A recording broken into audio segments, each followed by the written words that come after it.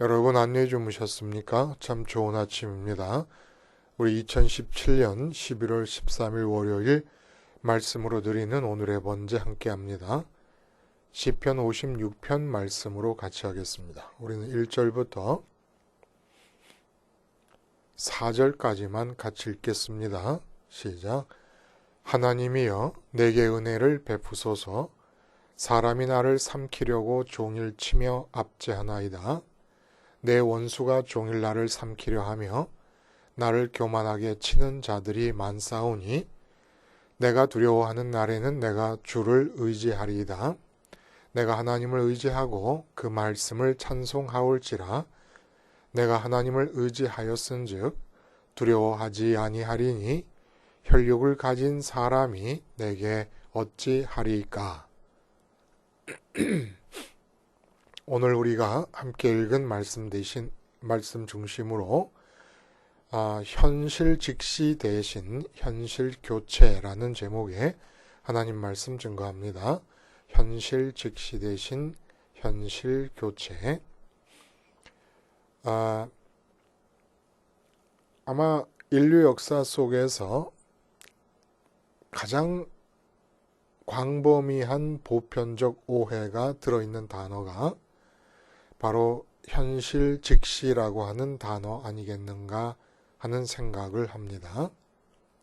결론부터 말씀을 드리자면 현실은 직시할 수 있는 것이 아닙니다. 그럼으로써 현실은 외면하거나 도피할 수 있는 것도 아닙니다. 현실을 직시하라 이런 말을 많이 해요. 헛된 공론에 사로잡히지 말고 현실을 직시하라. 꿈속에 빠져 있지 말고 현실을 직시하라. 이런 얘기 합니다. 근데 현실이라고 하는 것은 이미 기존해 있고 그 다음에 내가 그 현실을 직시하느냐 아니면 도피하고 외면하느냐를 결정짓는 것이 아닙니다. 이 세상 내 삶 속에는 많은 사실들이 들어 있습니다. 또 사실들이 아닌 것이라도 대상이 될 수는 있어요. 허구의 소설이라든지 드라마라든지 요새는 게임 같은 것도 어쨌든 대상들이 가득 차 있습니다. 근데 그 대상들은 어떤 대상도 어떤 상황도 어떤 사건도 내가 직시하기 전까지는 현실이 될 수가 없습니다. 그러므로 이미 있는 현실을 내가 직시하느냐 마느냐를 문제 삼을 수 있는 것이 아니고 내가 직시하는 그것이 내게 현실이 되는 겁니다. 이게 엄청난 오해지요. 그리고 너무너무 보편적 오해라서 도대체 이 오해를 어떻게 거둘 수 있을 것인가? 어떻게 걷어버릴 수 있을 것인가? 아주 막막하게 느껴질 정도예요. 예를 한번 들어봅니다. 거센 바람이 불면서 바다에 풍랑이 일었습니다. 근데 예수님과 제자들은 조그마한 이파리 같은 거룻배 하나의 몸을 의지해서 밤바다를 건너고 있습니다. 풍랑이 이는 이 바다 속 거룻배 안에서 예수님은 깊이 잠을 주무십니다. 제자들은 이 풍랑과의 생존을 위한 사투를 벌이고 있습니다. 그러면 이 상황에서 보통 보편적으로 현실을 직시한다라고 하는 말을 할 때 제자들의 상황은 현실을 직시하고 있는 겁니다. 지금 거센 풍랑이 있는데 무슨 몇만 톤, 몇십만 톤 하는 그런 큰 배도 아니고 거룻배가 뒤집혀지기 직전인 상황에서 그 상황을 직시하고 그 현실을 직시하고 사투를 벌이면서 예수님을 깨웁니다. 근데 예수님은 잠을 주무십니다. 이건 말씀대로 말하자면 현실 외면이고 현실 도피 아니에요? 요나가 하나님의 명령을 어기고 다시스로 가는 배를 탔을 때 배 깊이 들어가서 잠을 잤다 그래요. 잠을 청했다. 그런 것처럼 예수님께서도 풍랑이 이는 현실을 외면하고 도피하시면서 깊은 잠에 빠지신 것이 아니냐라는 생각을 해볼 수 있는 거 아니겠습니까? 자, 그러면 풍랑과의 사투는 현실을 직시한 것이 분명합니까? 비록 대처 방식은 잘못됐을지 모르지만 어쨌거나 주어진 현실에 대한 인식은 정확하게 하고 있다고 할 수 있느냐 이겁니다. 그만큼 두려워할 상황인 것도 당연히 맞고, 그런데도 예수님의 제자들의 태도에 대한 반응은 꾸짖음으로 나타나십니다. 이게 쉽게 말하면 이런 거죠. 풍랑이 만난 배 위에서 깜깜한 밤에 풍랑과 맞싸우면서 두려움에 사로잡혀서 격렬한 몸부림을 칩니다. 현실을 직시했기 때문입니다. 근데 꾸짖으셨습니다. 그러니까 이 말을 다시 말로 표현을 해내자면, 믿음이 적은 자들아, 아니면 왜 믿지 못하였느냐라는 말씀은 왜 현실을 직시하였느냐, 현실을 직시하지 말았어야지 라고 하는 말씀이 된다는 겁니다. 그러니까 이 말을 좀 더 부드럽게 정확하게 표현하자면 너희의 현실 직시가 잘못되었다라는 얘기예요. 왜 그 풍랑을 직시해서 너희의 현실로 만드느냐는 겁니다. 왜 너희의 현실이 되도록 힘을 부여하느냐는 거예요. 쉽게 말하면. 예수님을 믿지 못했다는 것은 풍랑을 믿었다는 얘기가 됩니다. 풍랑의 힘을 믿은 거예요. 풍랑의 힘이 어느 정도냐, 자기네들을 한순간에 집어삼키고 죽일 수 있을 힘을 갖고 있다고 믿었던 겁니다. 근데 그 믿음이 어떻게 생기느냐, 직시하고 있었기 때문에. 직시함으로써 풍랑은 현실로 승격이 됩니다. 현실로서 힘이 부여됩니다. 현실이, 내가 만든 현실이 내게 힘을 발휘하게 됩니다. 그럼 주님의 경우는 어떻습니까? 그럼 주님은 잠을 주무신 것은 현실을 도피하는 그러한 태도입니까? 아니지요. 주님이 몽상과 망상과 꿈과 이상 속에서만 사신 겁니까? 그래서 식민지하의 나라와 민족을 보면서도 독립을 위한 어떠한 몸짓도 행하지 않으신 것입니까? 현실을 외면하시고 도피하시는 분이라서 우리 그런 말 많이 해요. 역사적 현실을 외면하지 말고 맞서서 책임지고 이 현실의 개선을 위하여 고난을 감수하자 이런 거 많이 했어요 옛날에. 데모하고 이럴 때. 그럼 주님은 완전 현실 도피형의 인간이십니까? 아니죠. 직시하셨던 대상이 달랐던 겁니다. 직시하셨던 대상이 달랐기 때문에 예수님에게는 풍랑이 현실이 아니었어요. 풍랑을 현실로 승격시키지 않습니다. 현실로 자격을 주지 않습니다. 자격 박탈을 시키는 거예요. 예수님은 하늘에 계신 아버지를 직시하십니다. 직시한다는 게 뭐예요? 직시.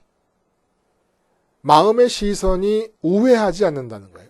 마음의 시선이 우회하지 않는다는 것은 다른 것을 보고 나서 그 다음에 보는 걸 말하는 거죠. 직시한다는 것은 첫 번째로 보는 걸 말하는 겁니다. 첫 번째로 마음이 보는 것이 그것이 내게 현실이 되는 거예요. 근데 주님은 하나님 아버지를 하늘에 계신 아버지를 마음으로 직시하십니다. 그러니까 하나님 아버지가 현실이십니다. 그리고 하나님 아버지가 현실이면 하나님 아버지에 따라오는 많은 말씀이 있습니다. 하나님이 천지를 창조하셨다. 하나님이 참새 한 마리까지도 주장한다. 그러니까 풍랑 속의 모든 예수님을 포함한 제자들의 목숨도 하나님 손에 달려있다. 이런 말씀들에 의해서 현실의 장이 펼쳐져 나갑니다. 현실이 구축됩니다. 그 현실 속에 계셨던 거예요. 예수님께서는. 그러니까 현실이라고 말하는, 현실은 직시하거나 도피할 수 있는 것이 아닙니다. 직시하는 것이 현실이 되기 때문에 내가 직시하기 전에도 현실이라는 객관적 상황이 있고 그래서 내가 그것을 외면할 수도 있고 볼 수도 있는 것이 아니고 내 마음의 시선이 첫 번째로 닿는 대상이 내게 현실이 되는 것이기 때문에 직시할 수도 외면할 수도 없는 겁니다. 만약에 게임에 빠져 있다면 게임을 직시하는 것이고 게임이 그에게는 삶이 진행되고 있는 현실이 되는 겁니다. 제자들은 단지 풍랑을 직시하였기 때문에 풍랑이 현실로 다가온 것이었고 예수님은 하나님 아버지를 직시하였기 때문에 하나님 아버지가 현실이셨던 차이뿐이라는 겁니다. 무엇을 직시하고 있느냐? 참수형으로 당하기로 약속되었던 베드로가 깊은 잠을 자는 것도 마찬가지지요. 예루살렘 교회는 그를 위해 철야 기도를 합니다. 베드로가 감옥에 갇혀있는 물리적인 상황을 직시합니다.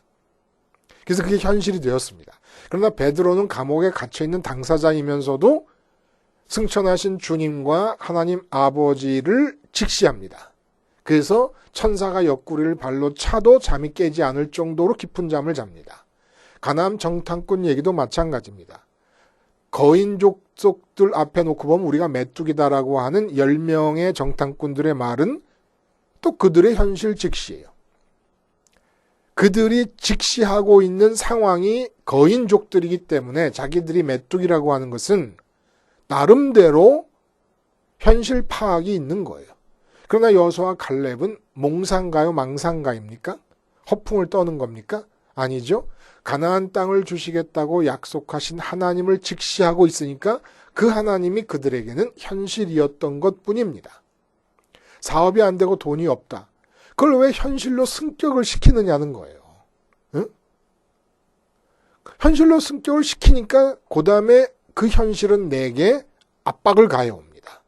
현실의 무게를 내게 가해오는 거예요. 그러니까 두려워하고 걱정하고 떨리는 것이죠. 우리가 해야 될 일은 뭐냐? 현실을 직시한다는 말은 성립될 수가 없고 현실을 외면하고 도피한다는 말도 불가능하고 무엇에 현실의 자격을 부여하느냐라는 겁니다. 그래서 현실을 바꾸어버리는 거예요. 현실을 개선하는 것도 아니고 현실을 직시하는 것도 아니고 외면 도피하는 것도 아니고 현실은 바꾸는 겁니다. 어떻게 바꿔요? 직시하는 대상을 바꾸면 현실이 바뀌는 거예요. 막 회사에서 사장님에게 막 꾸중을 듣고 있는 중입니다. 근데 꾸중을 듣고 있는데 갑자기 꾸중 소리는 아득하게 들리면서 요번 수능 시험에서 서울대 갈 수 있는 점수를 얻은 아들 생각, 딸 생각을 합니다. 근데 속에서 웃음이 나오는 거예요. 마음에서 직시하는 게 그에게 현실이 되는 거예요. 그러니까 사장님이 야단치는 것에서 현실 자격을 박탈해버리는 겁니다. 그러니까 야단 맞고 나오는데 동료 직원들이 보니까 웃고 나오거든요. 아니 너 야단 맞지 않았어? 야단 맞았어. 근데 왜 웃어? 그냥 웃음이 나오네. 다른 현실을 살고 있기 때문에. 마음으로 다른 것을 직시함으로써 사장님이 야단치는 이 상황을 현실 자격을 박탈해버렸기 때문에 더 이상 그에게 무게감으로 다가올 수가 없는 거예요. 돈이 없는 게 문제라고 생각하죠? 아니요. 돈이 없는 상황을 직시하고 있기 때문에. 그래서 돈이 없으면 모두 못하고 모두 못할 거라는 미래에 있지도 않을 일, 있을지 없을지도 모르는 일을 직시하고 있기 때문에 그것이 현실 자격을 띠고 무게로서 나를 짓누르는 겁니다. 이럴 때는 돈을 벌어서 현실을 개선시키려 하지 말고 현실을 교체해버리는 거예요. 그 현실 교체 얘기가 오늘 본문의 얘기라는 거예요. 다윗의 믹담시, 이 믹담시라는 말은 다윗의 작품 중에서 황금시라는 그런 의미라는 거예요. 그러니까 이 작품을 특별한 것으로 치는 겁니다. 특별히 그 의미를 아는 자들에게는 특별히 아름다운 시인 거예요. 우리가 볼 때는 맨 앞에서 나왔던 시들과 별볼 다를 것도 없을 것 같지 않습니까? 그러니까 역사적 배경이 여기서 문제가 될 건데 그 다음에 나오는 요낫 엘렘 르호김 표제에 그런 말이 있잖아요. 요낫 엘렘 르호김. 이거는 먼 상수리 나무에 앉아있는 비둘기라는 그런 의미입니다. 멀리 떨어져 있는 상수리 나무. 뭘 얘기하는 거냐? 이 비둘기가, 먼 곳에 있는 비둘기가 다윗 자신의 처지를 말하는데, 본시의 작시 배경이 되는 역사적인 상황은 표제에서도 말한 것처럼 사울 왕의 추격을 피해서 블레셋 땅 가드로 도망을 가지 않습니까? 다윗이 그곳에서 아기스 왕과 블레셋 사람들 앞에서 신분이 노출이 되면서 위기에 처하게 되는 상황이 사무엘상 21장에 기록되어 있습니다. 이게 배경이에요. 근데 알려진 바대로 다윗이 돌팔매질로 무찌른 블레셋의 영웅 골리앗이 바로 지금 이 가드 출신입니다. 근데 왜 하필 다윗은 그 가드로 도망을 갔냐는 거예요.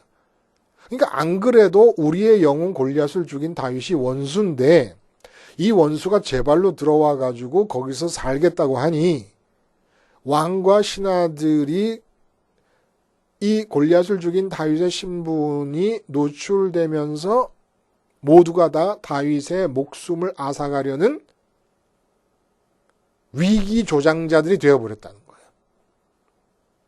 이런 상황에서 지금 블레셋에 갇혀있다시피 한 상황에서 시를 진 것이지요.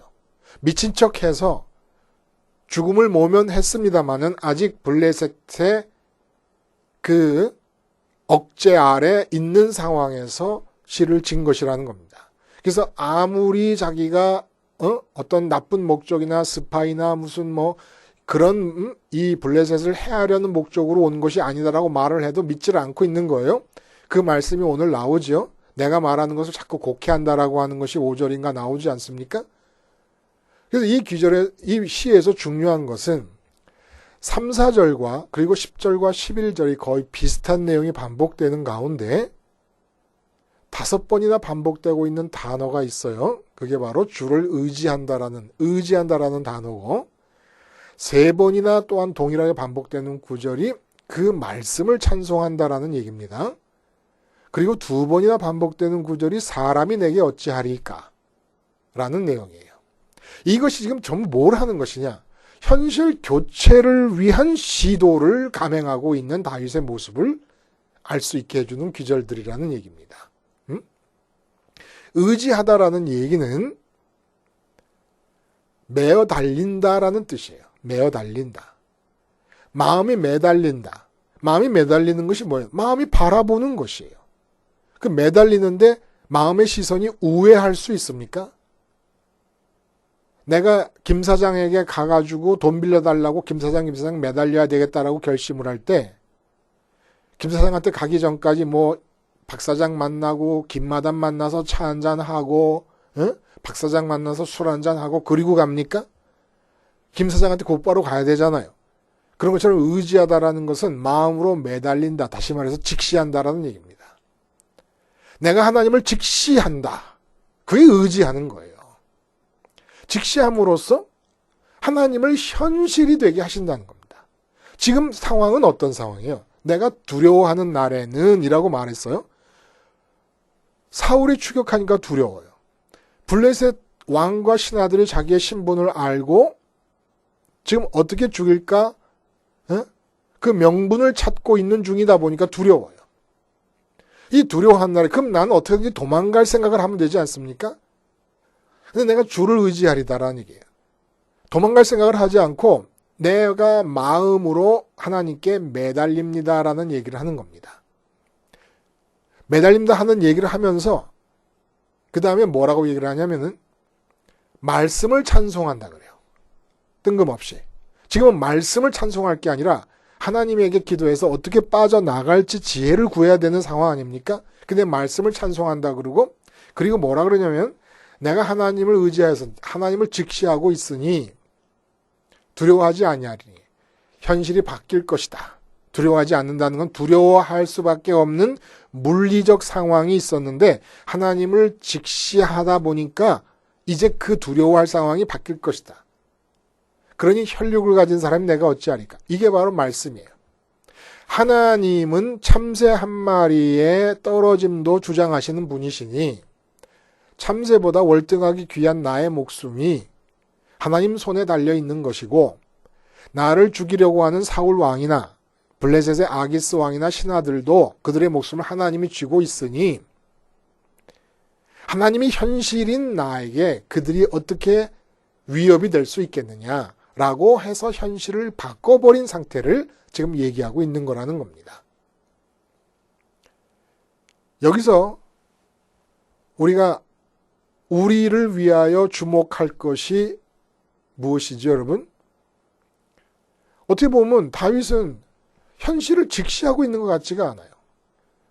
혈육을 가진 사람이 내게 어찌하리까? 아니, 이게 무슨 말입니까?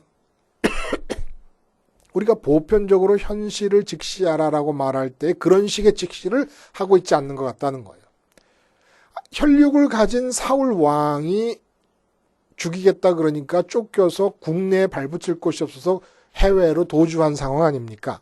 혈육을 가진 사람이 어찌하리까는 무슨 어찌하리까 벌써 강력하게 영향력을 발휘하고 있구만.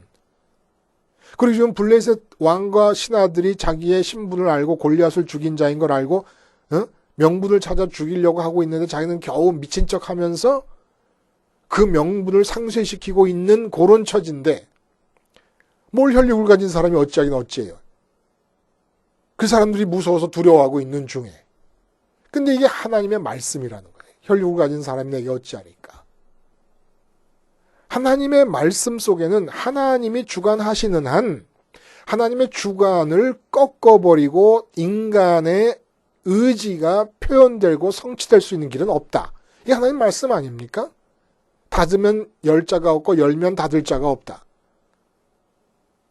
하나님께 매달려 하나님을 직시하면서 하나님과 연관된 말씀을 생각함으로써 현실의 영역을 넓혀가고 구축해 나가는 겁니다. 자기가 처한 현실을 만들어가고 있는 거예요.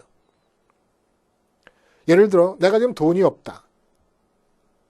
돈을 직시하고 있는 거예요. 돈이 없는 상황을 직시합니다.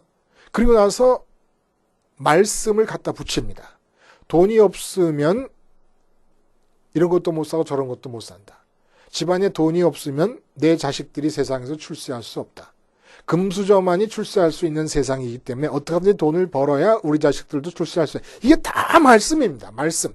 그리고 내가 말씀을 기억하면서 내가 거하고 사는 현실을 만들어내고 있는 거예요. 나 스스로가. 그래서 돈이라고 하는 사물에 대해서 현실의 주인공이 될 수 있도록 내 스스로가 자격을 부여해버린 겁니다. 자격을 부여한 만큼 강력한 힘을 가지고 돈은 나를 찍어 누르고 있는 거예요, 지금. 건강이라는 것도 마찬가지고, 내 육체라는 것도 마찬가지지요. 내가 그것을 직시함으로써 힘을 부여하는 거예요. 어떤 힘? 나에게 현실이 될 수 있는 힘을 부여하고 있는 겁니다. 근데 다윗은 지금 사방팔방 어디를 가도 발 디딜 틈이 없는 그런 이 땅의 상황을 앞에 두고 현실을 뒤집어서 교체하기 시작합니다. 현실을 바꾸려 하거나 현실을 개선하려는 것이 아니라 현실을 뒤집어버리는 것, 교체해버리는 겁니다. 교체 멤버처럼 아예 싹 갈아치워버리는 겁니다. 그러기 위해서는 하나님을 직시해야 됩니다. 하나님을 의지한다는 거예요. 그래서 혈육인 사람이 내게 어찌하리까는 풍랑 만난 그 장면으로 돌아가면 제자들이 풍랑을 봤을 때 두려움이 생기는 게 인지상정 아닙니까? 그때 이렇게 풍랑의 현실성을 부여하지 않고 대신에 말씀이신 주님을 바라보면서 하나님의 말씀 되시는 주님이 내 옆에 있다. 하나님의 아들 되시는 주님이 내 옆에 있다. 그러므로 하나님이 계신 것과 마찬가지다. 이렇게 해서 하나님을 직시하고 하나님의 말씀이신 주님을 만지는 겁니다. 그럼 현실이 바뀌어버리는 거예요. 풍랑으로부터 현실이 될 수 있는 자격을 박탈해버리는 겁니다. 현실이 아닌 것들은 아무 힘이 없는 거예요. 저기 호주에 캥거루가 있다. 그 옆에 있는 뉴질랜드는 남섬과 북섬으로 이루어져 있다. 그게 사실입니다. 그러나 그것은 내 삶이 진행되는 현실이 아니므로 남섬과 북섬이 있다는 것은 내 삶에 아무런 힘을 미치지 못해요. 호주의 캥거루가 멸종되고 있다는 사실은 내 삶과 아무런 관계가 없어요. 안타깝긴 하지만. 사실임에도 불구하고 내가 그걸 마음으로 직시하지 않고 있기 때문에 내게 미치는 힘이 아무것도 없다는 말입니다. 내가 암이 걸렸다. 그래도 우리는 내가 암을 마음으로 붙잡고 기도하거나 어떤 내 스스로가 그것을 케어해야만 좌우당간에 어떤 변화가 일어날 거라고 생각을 하지요. 암으로부터 현실이 될 수 있는 힘과 자격을 박탈해버리는 겁니다. 그러니까 내 몸을 직시하지 않고 하나님을 직시하는 거예요. 그러기 위해서 다윗이 말씀을 붙잡는 겁니다. 그래서 말씀을 찬송한다는 얘기를 그렇게 한 것이고, 혈육을 가진 인간이 내게 어찌하리까가 바로 말씀 중에 하나예요. 그 말씀을 붙들면서 지금 블레셋 사람들에 의해서 억제당하고 있는 그 상황에서 현실을 바꿔치기 해버리는 거예요. 하나님의 손에 있는 현실로 바꿔버리는 겁니다. 그러니까 이 세상의 모든 어려운 문제들은 내가 그것을 직시하고 있고 그것의 현실이 될 수 있는 힘과 자격을 부여했기 때문에 현실이 무겁게 느껴지는 거거든요. 언제나 내 마음에 현실이 잘 되면 날아갈 것 같고 현실이 안 되면 납덩이 같은 이유는 현실의 자격을 부여했기 때문이라는 겁니다. 사실이라고 다 현실이 될 필요가 없어요. 직접적으로 대상인 것들이 다 현실이 될 필요가 없어요. 내 마음이 직시하는 것들만 현실이 되니까 선택하면 되는 겁니다. 근데 엉뚱한 것들을 직시함으로써 현실로 만들어 놓고는 그 무게에 눌리면서 뭐라고 얘기하냐면 현실의 무게가 무겁다 이렇게 얘기를 하는 거예요. 누가 만들어 놓고. 그러니까 내가 내 머리 위에 바위를 짊어지고 내가 나를 누르는 거예요. 손으로 막 꽉꽉 잡아 누르는 겁니다. 근데 하나님이 현실일 때 어떤 일이 일어납니까? 혈육이 내게 어찌하리까라고 하는 말과 마찬가지로 이 세상의 그 어떤 것들도 나를 누를 수가 없는 거예요. 하나님이 내 현실이라서 그 현실을 올라타고 살아갈 때. 근데 이게 어렵지요.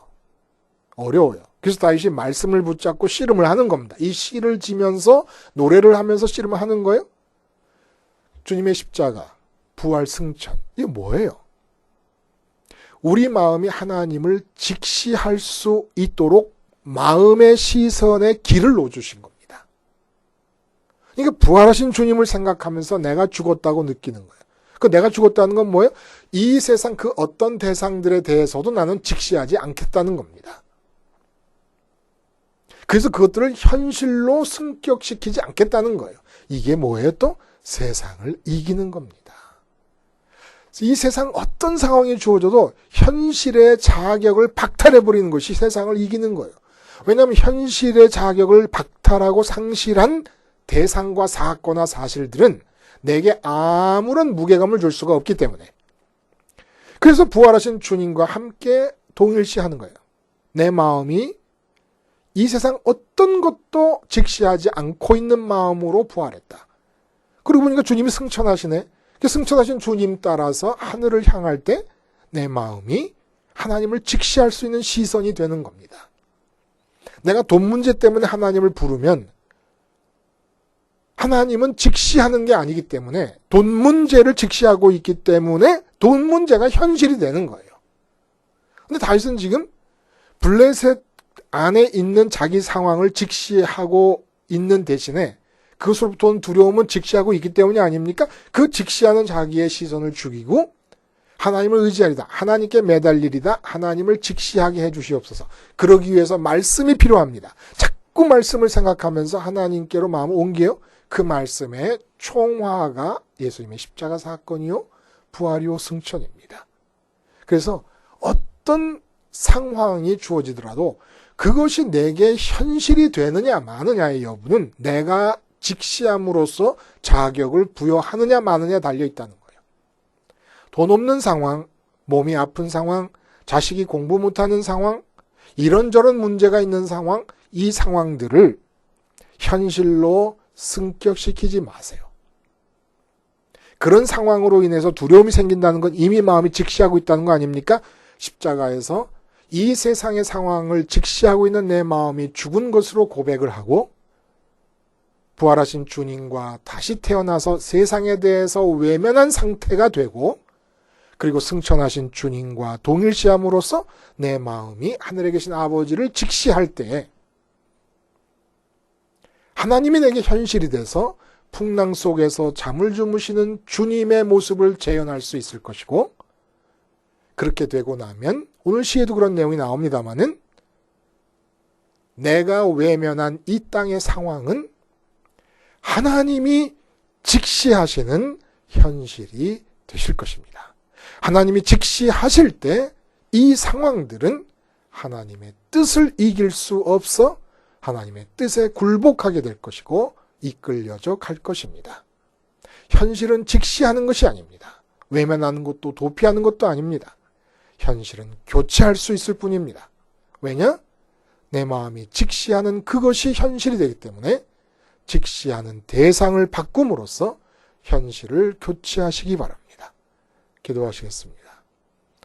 하나님 아버지, 십자가 생활화로 삶의 상황이 어떻더라도 하나님을 직시함으로써 하나님이 현실이 되게 하시고 외면한 모든 상황과 대상들은 하나님께 현실이 되게 해 주시옵소서. 예수님의 이름으로 기도하옵나이다. 아멘.